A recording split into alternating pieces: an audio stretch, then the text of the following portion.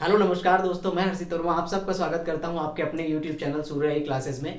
दोस्तों मैं आशा करता हूं आप सब लोग बहुत अच्छे होंगे और बहुत ही बेहतरीन, बहुत ही ज़बरदस्त तरीके से आप लोग अपनी अपनी स्टडी को अंजाम दे रहे होंगे। दोस्तों जैसा कि आप सब लोगों ने देखा कि आज 5 जनवरी है और जो हज़ारों लाखों बच्चों का जो सपना था, हज़ारों लाखों लोगों को जो इंतजार था, जो स्टूडेंट हमारे थे उन सबको इंतजार था, वो घड़ी आ गई है। दोस्तों आपने देखा कि आज हमारा नोटिफिकेशन यूपी लेखपाल 8085 वैकेंसीज की वैकेंसी का नोटिफिकेशन आ चुका है। और दोस्तों इसकी जो मैं इस वीडियो में आपको यूपी लेखपाल के बारे में पूरी डिटेल से बताने वाला हूं, आपको कैसे फॉर्म भरना है, किन किन बच्चों को फॉर्म भरना है, जिन्होंने पीटी दिया है उन्हें भरना है या फिर जिन्होंने ट्रिपल सी किया है उन्हें भरना है कि नहीं भरना है। दोस्तों हम सारी डिटेल आज इस छोटे से वीडियो में जानने की कोशिश करेंगे। दोस्तों सबसे पहले बात करते हैं, जो पहले हमारे पद 5000 थे यानी वैकेंसीज जो 5000 थी उनको अब इंक्रीज करके अब 8085 कर दिया गया, यानी कि अब जो लेखपाल के पद हैं वो हमारे पास 8085 पद हैं।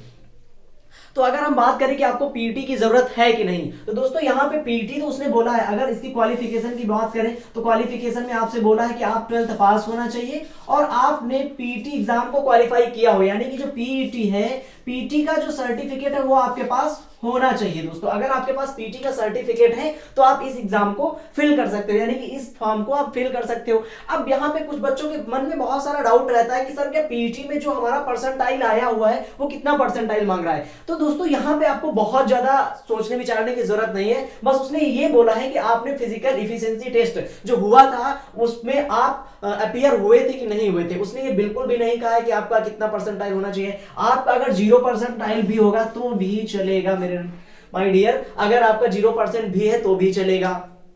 तो अगर हम यहाँ पे बात करें कि अगर आप 12th पास हैं तो आप इस एग्जाम को फेल कर सकते हैं। और इसकी बात करें जो यहाँ पे बिगिन स्टार्ट किया गया, यानी कि जो नोटिफिकेशन यहाँ पे कल से जुड़ रहा है वो 7 तारीख से, यानी 7 जनवरी से लेकर के आपको, और जो अंतिम डेट है वो हमारी है 27 यानी 28 जनवरी तक। तो दोस्तों ये 7 से लेकर 28 तक आप इस फॉर्म को फिल कर सकते हो, यानी कि 7 जनवरी, आज 5 है कल 6, यानी 7 तारीख से आप 28 जनवरी तक इस फॉर्म को फिल कर सकते हो। और अगर इसके हम फीस की बात करें तो वो चाहे एससी वाले हो या फिर जनरल हो या फिर ओबीसी हो, किसी भी कैटेगरी में आते हो उनके लिए सिर्फ 25 रुपीज, ओनली 25 रुपीज चार्ज किया जाएगा, यानी कि अगर आप 25 रुपए देके इस फॉर्म फिल कर सकते हो।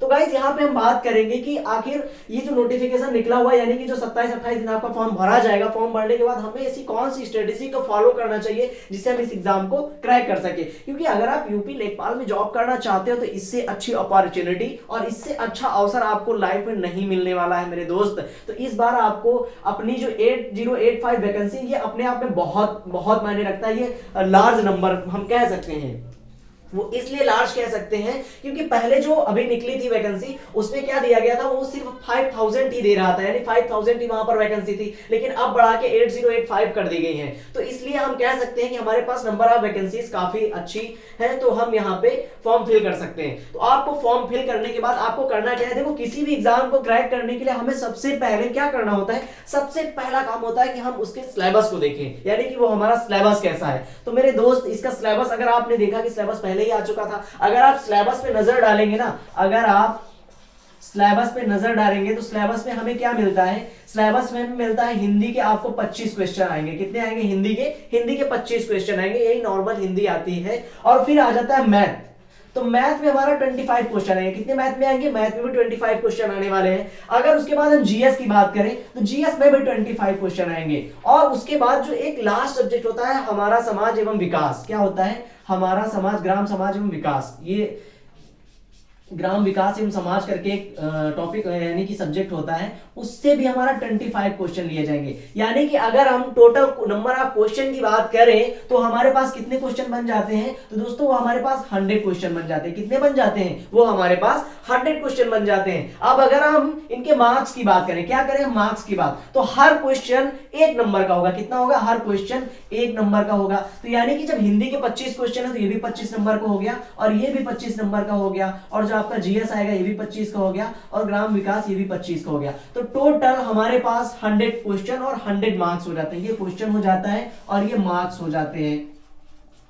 तो अगर हम बात करें यहाँ पे किस प्रकार से हमें सिलेबस को पढ़ना चाहिए, देखो हिंदी तो हम लोग पढ़ते चले आ रहे हैं, और ये जो कंडक्ट करवाया गया किसके थ्रू होता है, तो यूपी में यूपी ट्रिपल एससी के तहत होता है, यूपी ट्रिपल एस यूपीएससी के तहत होता है। तो अगर आपने पहले कोई एग्जाम दिया होगा तो आपने वहां पे कुछ ना कुछ तो हिंदी तैयार की ही होगी, यानी कि कुछ ना कुछ आप हिंदी में तैयारी करके आए होंगे। तो यहाँ पे हिंदी देखो, ये जो होता है हम अपने आप को किस तरह से एस्टेब्लिश करें कि हम आगे इस यानी कि ये जो हमारे पास सिलेबस दे रखा है इस सिलेबस को क्रैक कर सके। देखो हिंदी जो हमारी 25 नंबर की आ रही है, इस 25 नंबर की हिंदी तो हम थोड़ा बहुत तो पढ़ा चुके होते हैं ना, क्योंकि जब भी कोई आप एग्जाम देने जाते हो, चाहे यूपीएसआई का एग्जाम दे रहे हो या यूपीपी वगैरह का जो भी आप यूपी ट्रिपल एससी के तहत एग्जाम देते हो, उसमें तो हिंदी तो पढ़ रही होती है। तो यानी इस सब्जेक्ट से हम भली भांति क्या है, परिचित हैं। तो यानी इस सब्जेक्ट पे हमें बहुत ज्यादा फोकस करने की जरूरत नहीं है, इस सब्जेक्ट में बहुत ज्यादा ध्यान देने की जरूरत नहीं है। फिर आ जाते हैं मैथ पे गाइस। तो ये जो मैथ होता है दोस्तों, ये मैथ बहुत ज्यादा एडवांस लेवल भी नहीं आता है और बहुत ज्यादा लो लेवल भी नहीं आता है, क्योंकि आप यूपी लेखपाल का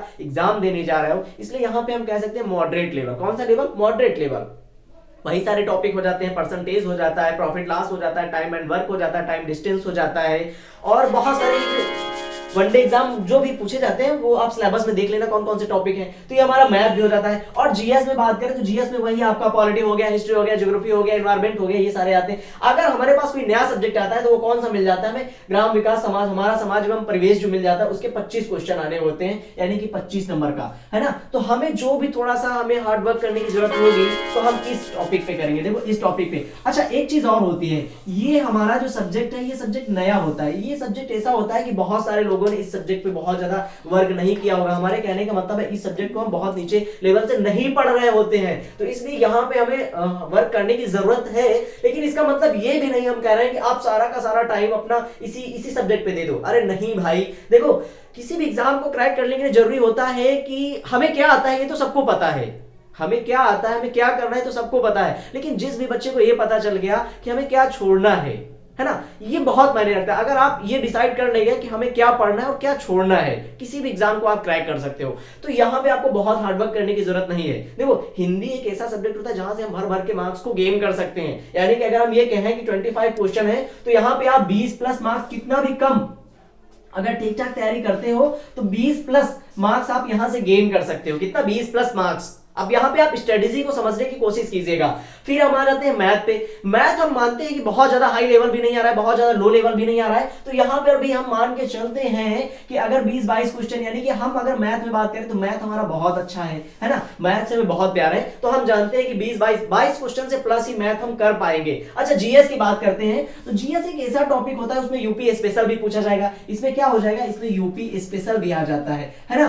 तो जीएस आप कितना भी पढ़ लो, है ना, फिर भी जीएस कम ही रहता है। तो जीएस आप चाहे जितना हार्ड वर्क कर लो, लेकिन कभी कभी आप देखोगे कहीं करंट से क्वेश्चन पूछ लेगा, कहीं एनवायरमेंट से क्वेश्चन आ गया, तो जीएस में कोई भी बंदा 100% नहीं हो सकता है। तो यहाँ पे हम अधिक गेन नहीं करते हैं। यहाँ पर भी हम सोच लेते हैं, मान लीजिए समथिंग 20 नंबर, यहाँ से अगर हम 20 नंबर निकाल के चल रहे हैं और यहाँ पे हम सिर्फ और सिर्फ 15 क्वेश्चन लेके चलेंगे, कितने? यानी कि 15 नंबर, तो टोटल कितना हो गया? देखो यहाँ पे 20 मिल गया, यहां पर भी 20 मिल गया, लेकिन जो दो हमने एडवांस किए यहां पे हम 18 मान के चलते, कितना हो गया? 20, 20, 40, 20, 60, यानी 70, 75, 80 नंबर। अगर आप 80, 75 से 80 के आसपास क्वेश्चन कर रहे हो, 75 से 80 के आसपास अगर आप अपना टारगेट लेके चल रहे हो, 80-85 तक लेके चलो तो कोई बात नहीं है। अगर आप इतना टारगेट लेके चल रहे हो तो मेरे दोस्त आप यकीन मानो आप इस एग्जाम को फाइट कर सकते हो। मानता हूं कि इसकी जो मेरिट जाएगी बहुत हाई जाएगी, लेकिन मेरे भाई 80-85 से ऊपर मेरिट नहीं जाएगी, क्योंकि वो तो कहने वाली बातें होती हैं कि हमने 95 करके आया, मैं तो 93 करके आया। दोस्तों वो सब होता है सिर्फ लोगों को भरमाने के लिए।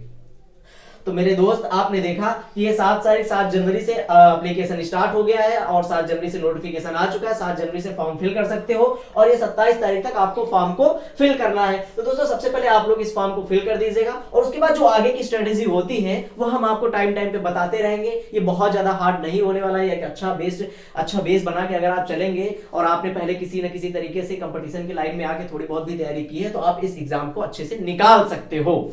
तो दोस्तों आज बस यही है, थोड़ी सी नोटिफिकेशन थी। अच्छा सबसे ज्यादा यहाँ पे लोगों को जरूरी था ये जो पीटी एग्जाम था, यानी कि पीटी वाले फॉर्म भर सकते हैं कि नहीं भर सकते हैं। दोस्तों हाँ, पीटी जिन्होंने किया है उनका परसेंटाइल कुछ भी हो वो लोग फॉर्म को फिल कर सकते हैं। इसके लिए आपको बहुत ज्यादा टेंशन लेने की जरूरत नहीं है। उसने ऐसा कहीं पर भी मेंशन नहीं किया है, आप जैसे ही वेबसाइट को खोलोगे देखोगे उसने ऐसा कहीं पर भी मेंशन नहीं किया है कि आपका 70% होना चाहिए, आपका 75% होना चाहिए। उसने बोला है सिर्फ पीटी एग्जाम क्वालिफाई होना चाहिए। और अगर हम ट्रिपल सी की बात करें तो क्या ट्रिपल सी मांग कर रहा है? दोस्तों ट्रिपल सी बिल्कुल उसने नहीं बोला आप ट्रिपल सी किए हुए हो या नहीं हो, सिर्फ क्वालिफिकेशन उसने बोला आप 12th पास होने चाहिए और पीटी को दिया हो, यानी पीटी में आप अपेयर हुए हो, तो दोस्तों आप इस एग्जाम को भर सकते हो। तो आप सबसे पहले नंबर ऑफ वैकेंसीज को ध्यान में रखते हुए सबसे पहले आप फॉर्म को फिल कर दीजिएगा, और फॉर्म फिल करने के बाद आप लोग अपनी कमर कस लीजिए और अच्छे से अपनी अपनी तैयारी में लगाम दीजिए। तो दोस्तों आज की वीडियो में बस इतना ही रखते हैं और मिलते हैं अपने नेक्स्ट वीडियो में। तब तक के लिए tata bye bye, thank you और वंदे मातरम, जय हिंद दोस्तों। और हाँ, अगर आपने अभी तक हमारे चैनल को सब्सक्राइब नहीं किया है तो सबसे पहले आप हमारे चैनल को सब्सक्राइब कर लें और बेल आइकन दबाना बिल्कुल ना भूलें, जिससे हमारे जो नए वीडियो आते हैं, जो नए अपडेट आते हैं, वो आप तक पहुंचे सबसे पहले। जय हिंद, वंदे मातरम।